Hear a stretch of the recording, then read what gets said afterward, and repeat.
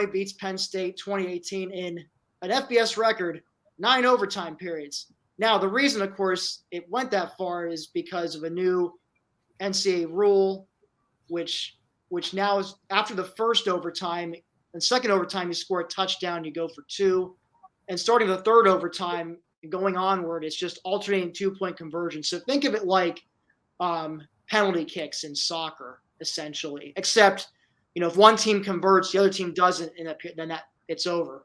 But, it went up for 9. Actually, there was we'll get into all that later. But just, overall, the reason I quote, Ron Burgundy from Anchorman is because, frankly, the way Penn State played, the way they continue to just fail to take advantage of turnovers or just Illinois not being able to throw the ball at all.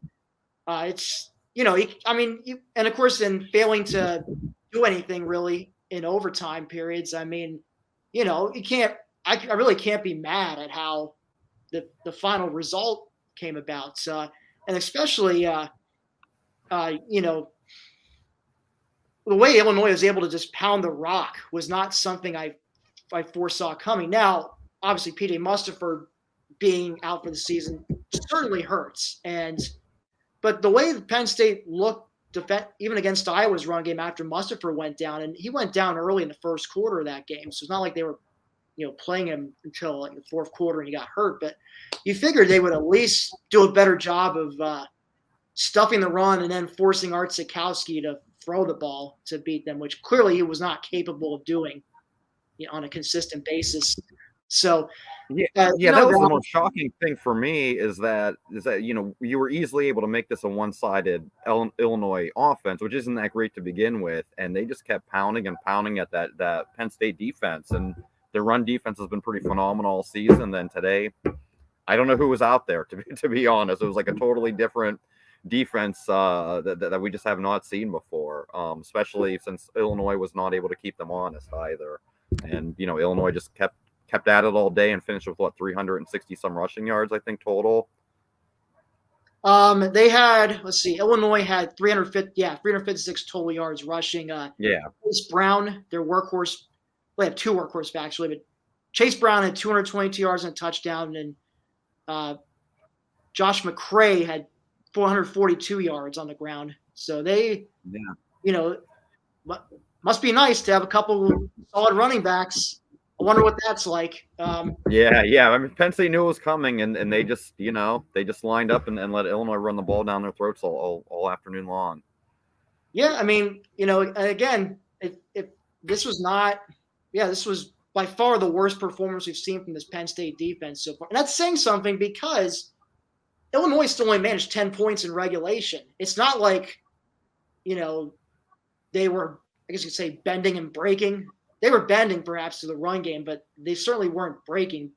Really, I think the real problem is, just the offense was just hot, flaming garbage. And it was pretty clear. Sean Clifford, here's the thing. I think the fact that Sean Clifford started and played the whole game is a major indictment on the backup quarterbacks and how little faith the staff has in them, to pull out a game like this. Which you just took the words out of my mouth. That's the story of the game. Sean Clifford clearly wasn't healthy. He was not close to himself. He wasn't effective.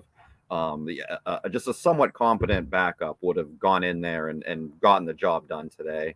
I think that just kind of proof that we have one true quarterback on this roster that the coaches have any belief, any faith in.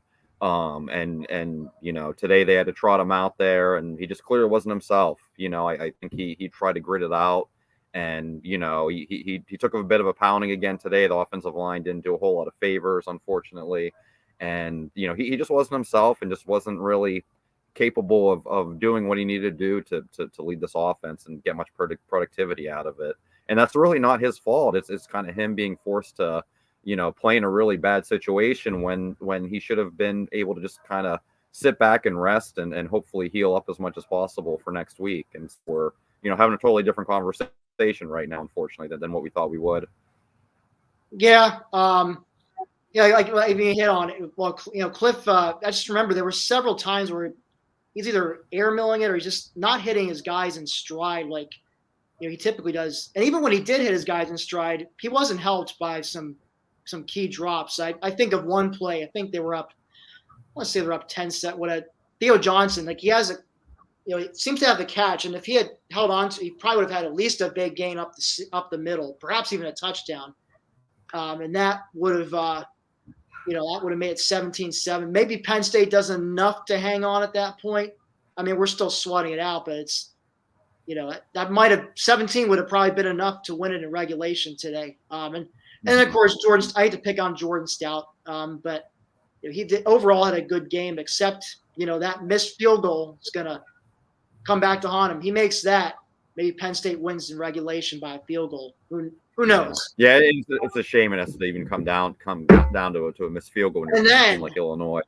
Story. And then not to twist the knife further. Then Jaquan Brisker dropping an game-winning interception in the second overtime period, which Illinois needed at least a field goal to keep the game alive. And went right through his hands. Couple other missed opportunities, and I don't think we've ever said this, but I can't remember which overtime it was exactly, but Dotson had that ball that pretty much went through his hands. I mean, it wasn't the easiest throw and catch, but it looked like he definitely had a shot of it, and it went through his hands, which I don't think we've seen from him yet this season.